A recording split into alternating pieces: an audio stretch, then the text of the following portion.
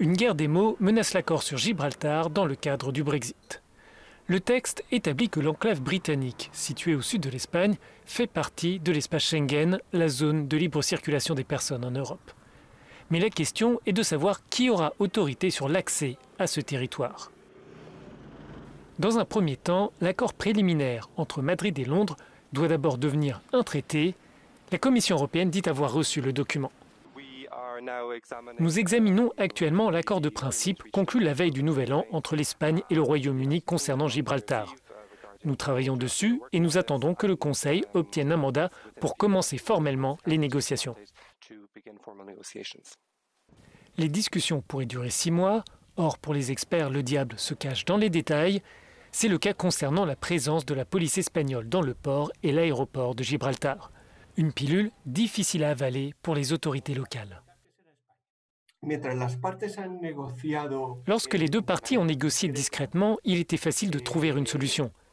Maintenant que les deux camps se présentent en pleine lumière, pour Gibraltar, il sera difficile d'accepter que le dernier mot revienne à l'Espagne, car il n'y a pas d'autre option. Je pense que Gibraltar acceptera au bout du compte, mais cela ne sera pas facile.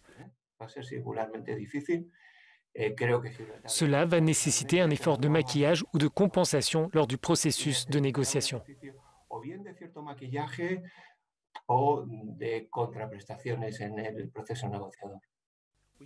Les tensions ont éclaté après un tweet du chef du gouvernement du territoire britannique.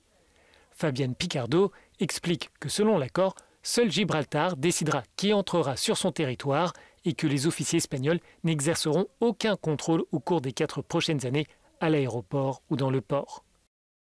Ce message est une réponse aux propos du ministre espagnol des Affaires étrangères qui assurait dans le quotidien El País que le dernier mot reviendrait à l'Espagne. La solution envisagée passe en fait par Frontex. L'agence européenne de garde-frontières et de garde-côtes pourrait déployer ses agents sous le drapeau européen et les données seraient alors traitées à distance par Madrid.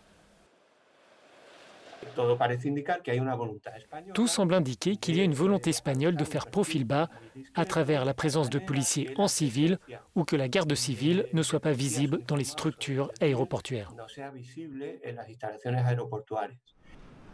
Si les discussions permettent de dépasser les tensions et d'approuver le texte, alors le territoire de Gibraltar se rapprochera un peu plus de l'Union européenne.